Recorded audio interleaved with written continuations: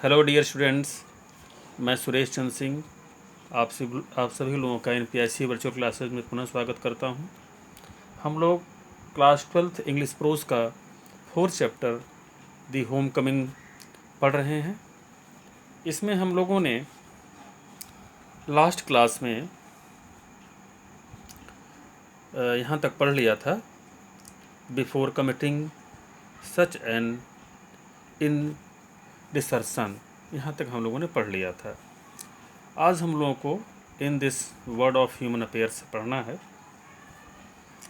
आइए यहाँ से पढ़ना चालू करते हैं। In this world of human affairs there is no worse nuisance than a boy at the age of 14। यहाँ पर लेखक महोदय कह रहे हैं कि इस मानव संबंधों के संसार में, ह्यूमन अफेयर्स का मतलब है मानव संबंधों के संसार में,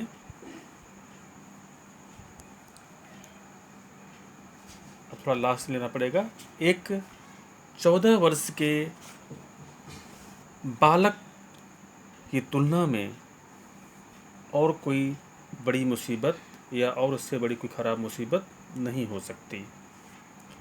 मतलब लेखक महोदय यहाँ पे ये कहना चाह रहे हैं कि जो 14 वर्ष की अवस्था के बालक होते हैं, उनकी किशोरावस्था में होते हैं, थोड़ा मनमाने स्वभाव के होते हैं, उन्हीं कुछ संदर्भ में कह रहा है यहाँ पर कि एक बड़ी मुसीबत के समान होते हैं, क्योंकि वो किसी बात को जल्दी सुनते समझते नहीं हैं, किसी बात को जल्दी मानते नहीं हैं, अपनी ही बातों पर ज़्यादातर अड़े रहते हैं।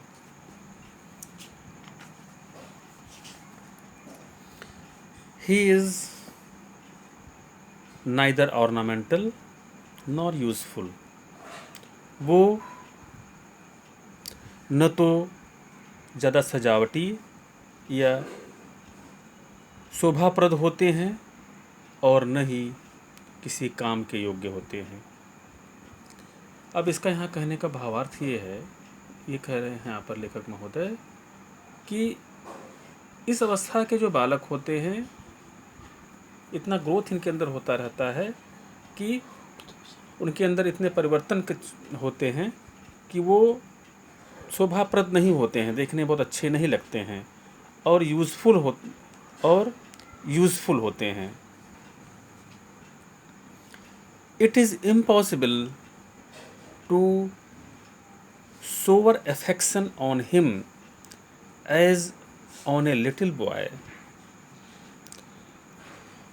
यह असंभव होता है। इट इज़ इम्पॉसिबल, इम्पॉसिबल मतलब है इम्पॉसिबल मतलब असंभव है, और सोवर मतलब होता है बारिश करना, अफेक्शन मतलब प्यार, तो प्यार की बारिश करना। तो यहाँ पर लेखक महोदय ये कह रहे हैं कि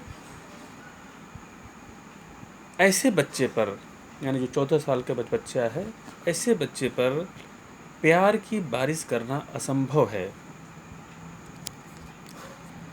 as on a little boy, जैसा कि छोटे बच्चे पर हम प्यार की बारिश कर सकते हैं, लेकिन इस आयु वर्ग के, 14 वर्ष की आयु वर्ग के बच्चे पर हम प्यार की बारिश नहीं कर सकते। And he is always getting in the way, और वह हमेशा रास्ते में प्राप्त करता रहता है। यहाँ पर रास्ते में प्राप्त करते रहने का मतलब है कि वह प्रायः कोई न कोई बाधा उत्पन्न करता रहता है, क्योंकि मैंने आपको शुरू में बताया था कि वह थोड़ा मनमाने स्वभाव का होता है। वह अपने हिसाब से किसी काम को करना चाहता है। किसी काम को आप करने के लिए कहें तो कहेगा नहीं, इस तरीके से करेंगे, तो अपने तरीके से करना चाहता है, अर्थात इसीलिए यहाँ पर कहा गया है always getting in the way, अर्थात वो बाधा उत्पन्न करता रहता है। If he talks with A childish Lisp he is called a baby. Lisp का मतलब होता है यहाँ पर, चाइल्डिश मतलब होता है बच्चे की तरह, छोटे बच्चे की तरह, और लिस्प मतलब होता है तुतलाना या हकलाना। यदि वह छोटे बच्चे की तरह तोतली आवाज़ में बोलता है, तब उसे क्या कहा जाता है? बेबी। छोटा बच्चा कहा जाता है। ही इज़ कॉल्ड बेबी, तब उसे छोटा बच्चा कहा जाता है। And if he answers in A grown up way, he is called impertinent. और यदि वह बड़े लोगों की तरह जवाब देता है या उत्तर देता है, तब उसे इम्पर्टिनेंट कहा जाए। इम्पर्टिनेंट मतलब बदतमीज होता है, तब या असभ्य, तब उसे असभ्य या बदतमीज कहा जाता है। In fact any talk at all from him is resented. Resented मतलब होता है क्रोधित करने वाला, गुस्सा दिलाने वाला। तो कह रहे हैं इनफैक्ट मतलब वास्तव में थोड़ी भी कोई बात जब उससे की जाती है तो वह क्रोधित करने वाला होता है, यानी उससे क्रोध उत्पन्न हो जाता है, क्रोध आ जाता है। जो बात करने वाला होता है उसे क्रोध आ जाता है। तो मैंने बताया आपको, क्योंकि इस आयु वर्ग के बच्चे जो होते हैं अपनी ही बातों पर ज़्यादा अडिग रहते हैं, अपनी बातों को अपने आप को ही कहते हैं जो मैं सोच रहा हूँ सही है। तो कोई भी उनसे थोड़ी सी बात कर दी जाए कि नहीं इस काम को करो, इस तरीके से करो, तो कहेंगे नहीं मैं इस तरीके से करूँगा। तो इस वजह से जो व्यक्ति है जो उससे बात कर रहा है, जो है बता रहा है, वो क्रोधित हो जाता है। तो वही चीज़ यहाँ पर, इसका भावार्थ यहाँ पर यही है। Then he is at the unattractive growing as,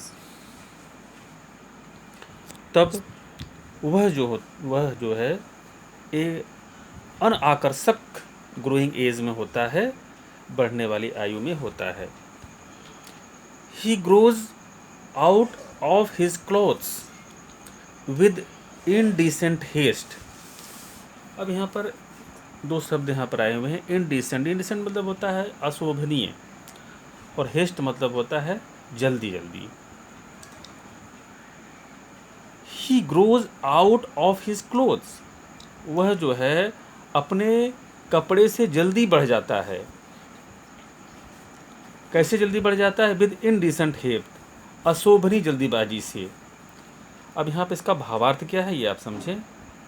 जैसे क्योंकि वो ग्रोन अप एज में है, वह तेज़ी तेज़ी से बढ़ रहा है, तो उसका कपड़ा जो है वह बहुत जल्दी जल्दी छोटा हो जाता है, और वह कपड़े की तुलना में बहुत जल्दी जल्दी बढ़ जाता है। तो वहीं यहाँ पर कह रहा है कि ही grows out of his clothes, वह अपने कपड़े से जल्दी बाहर निकल जाता है, अर्थात बढ़ जाता है। His voice grows hoarse and breaks and quavers. अब यहाँ पर कह रहे हैं उसकी जो आवाज़ होती है वो कर्कश हो जाती है। कुछ हार्मोनल चेंजेस होते हैं, उसी हार्मोनल चेंजेस की वजह से उसकी आवाज़ जो होती है कर्कश हो जाती है। जो पहले आवाज़ उसकी मीठी लगती थी, अब वो आवाज़ कैसी हो जाती है? कर्कश हो जाती है। एंड ब्रेक्स, और थोड़ी टूटी फूटी हो जाती है। एंड क्वेवर्स, और कपकपी से भरी होती उसकी आवाज़ है।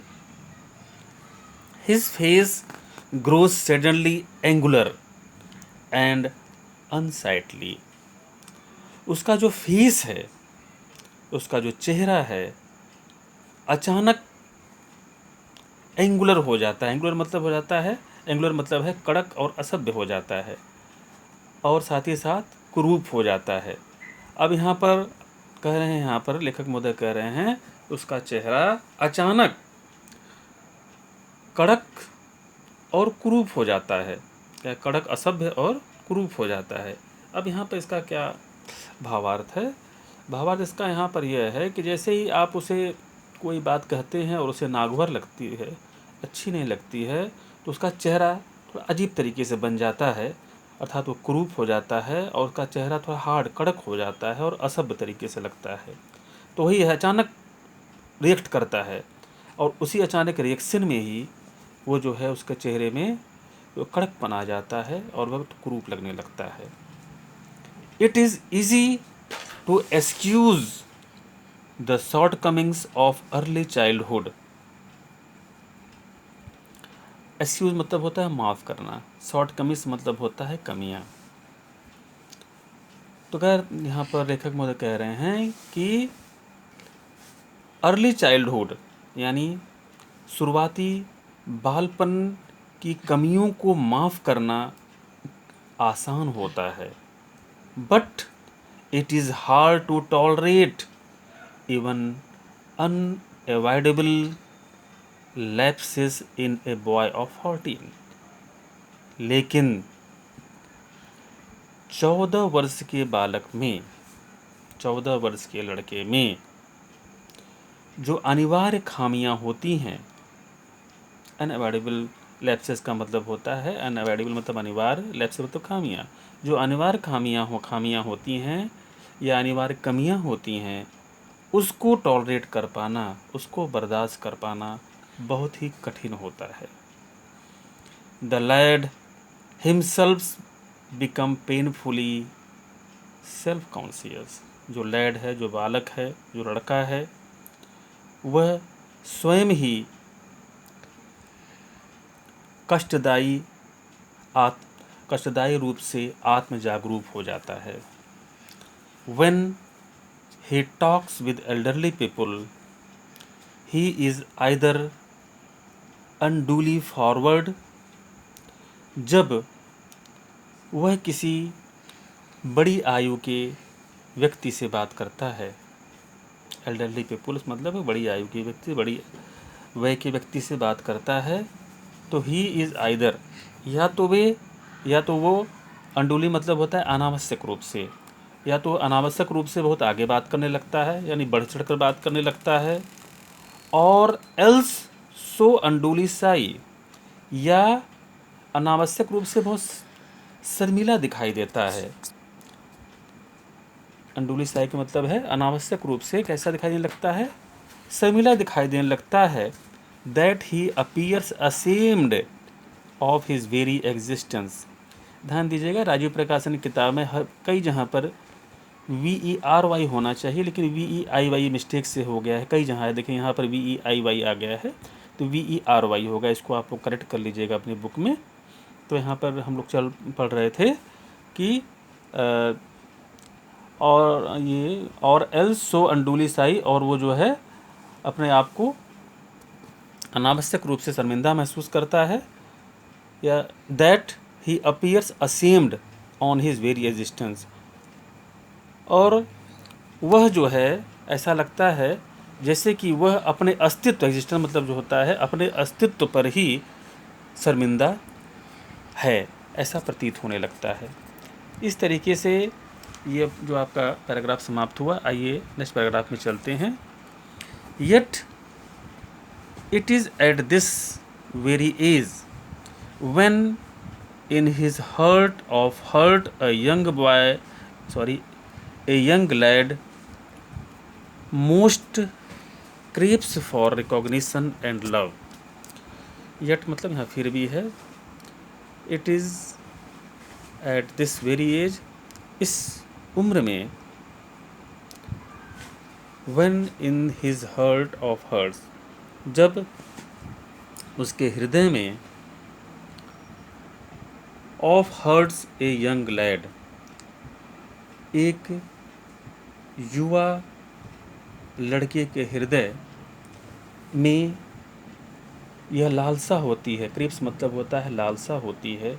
किस चीज़ की लालसा होती है? For recognition and love. Recognition मतलब पहचान, और लव मतलब प्यार।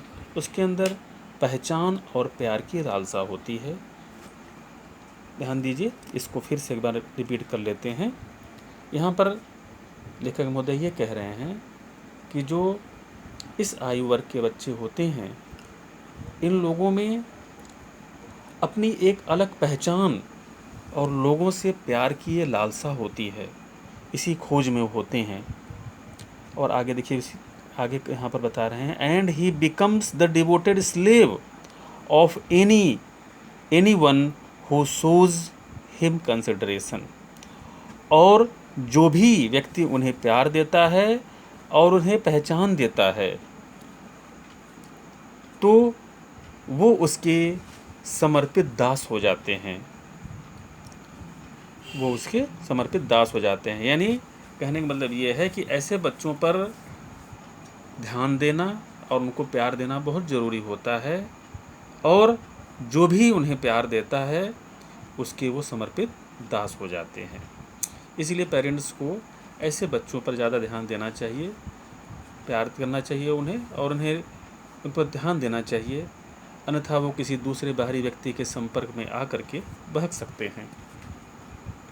But none dare openly love him for that would be regarded as undue indulgence and therefore bad for the boy। और कह रहे हैं यहाँ पर हैं but none dare openly, dare मतलब साहस करना, ओपनली मतलब खुले तौर पर, लेकिन कोई भी खुले तौर पर उसे प्यार करने का साहस नहीं करता है। फॉर क्योंकि that would be regarded as undue indulgence, क्योंकि इसे माना जाता है, किसे माना जाता है, जो खुले तौर पर प्यार करना, उसी को कह रहे हैं कि क्योंकि इसे माना जाता है एज अनड्यू, अनड्यू मतलब अनावश्यक रूप से, इंडल्जेंस मतलब दुलार, इसे अनावश्यक दुलार माना जाता है। And therefore bad for the boy, और यही उस लड़के के लिए खराब होता है या बुरा होता है। So what with scolding and chiding, he becomes very much like a stray dog that has lost his master। So इस प्रकार से स्कोल्डिंग मतलब होता है डांटना और साइडिंग मतलब होता है तिरस्कार करना। तो उसको डांटने और तिरस्कार करने से वह कैसा हो जाता है, ही becomes very much like a stray dog. Stray मतलब भटका हुआ या आवारा कुत्ता, स्ट्रे डॉग मतलब होता है भटका हुआ कुत्ता या आवारा कुत्ता। तो वह जो है एक आवारे या भटके हुए कुत्ते की तरह से हो जाता है। That has lost his master, जो कि अपने मालिक को, अपने स्वामी को खो चुका होता है। ठीक उसी तरीके से होता है। आइए नेक्स्ट पैराग्राफ में चलते हैं। For a boy of 14, his own home is the only paradise। paradise मतलब स्वर्ग होता है। तो 14 वर्ष के बालक के लिए अपना घर ही एकमात्र स्वर्ग होता है। To live in a strange house with strange people is little sort of torture. अब यहाँ पर क्या इसका मतलब है, to live in a strange, strange मतलब अजनबी। तो किसी अजनबी घर में रहना, विद स्ट्रेंज पीपल अजनबी लोग के साथ रहना, is a little sort of torture, यह एक प्रकार का उत्पीड़न है या एक प्रकार का कष्ट है। अजनबी के घर में रहना, अजनबी लोगों के साथ रहना, यह एक प्रकार का क्या है, उत्पीड़न है। While the height of bliss, height of bliss का मतलब होता है आनंद की ऊंचाई, यानी अत्यधिक आनंद की अवस्था में होना, जबकि आनंद की ऊंचाई is to receive the kind look of women.